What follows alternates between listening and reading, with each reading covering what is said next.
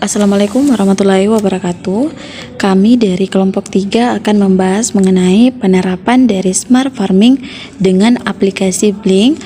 Adapun anggota kelompok 3 terdiri dari 5 anggota, yaitu Nur Caya, Lydia Lepong, Priska Angelin, Immanuel, dan Febrianto. Langsung saja kita akan masuk ke materi. Yang pertama adalah penerapan smart farming. Jadi sistem pertanian berbasis Internet of Things atau IoT yang akan diterapkan pada kebun-kebun PMK atau PMK itu adalah petani muda keren, yang dimana ini fungsinya untuk monitoring dan controlling lahan pertanian, dan juga berfungsi sebagai stasiun cuaca serta dapat melakukan penyiraman dan pemupukan dengan menggunakan smartphone yang digunakan oleh petani.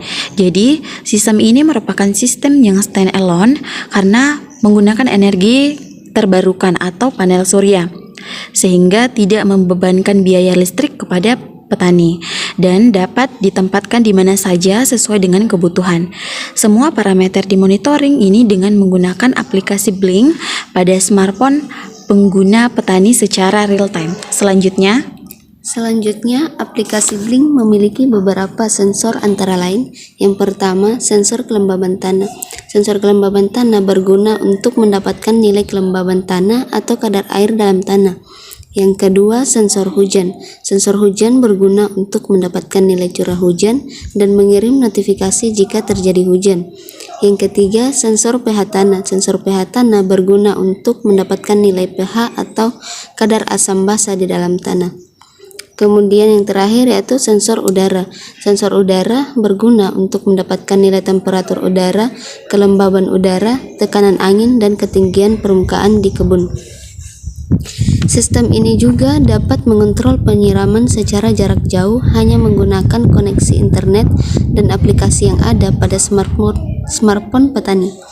Penyiraman pada sistem IoT ini berkolaborasi dengan sistem irigasi tetes sehingga dapat menghemat penggunaan air. Selanjutnya, cara kerja alat, kelebihan dan fitur yang tersedia. Yang pertama, semua parameter yang didapatkan dikirim ke smartphone melalui internet sehingga tercipta stasiun cuaca sekaligus aplikasi pengendali hanya dalam satu aplikasi. Yang kedua, melalui parameter dapat dilihat oleh pengguna melalui smartphone secara real time.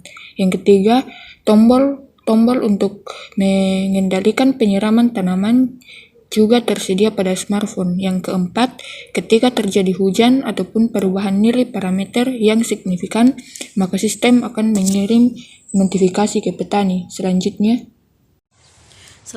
cara kerja alat, kelebihan dan fitur yang tersedia. Di antaranya adalah yang pertama, terdapat tampilan grafik nilai parameter dalam bentuk visual sehingga pengguna dapat melihat data histori mereka. Selanjutnya, data hasil sensor ini dapat disimpan ataupun diunduh dalam bentuk tabel sehingga pengguna memperoleh data dokumentasi dan histori sistem. Tantangan utama adalah sulitnya melakukan transformasi digital di pertanian karena mayoritas petani di Indonesia tidak mengenyam pendidikan tinggi yang berakibat penguasaan petani terhadap operasional pengembangan teknologi sangat rendah.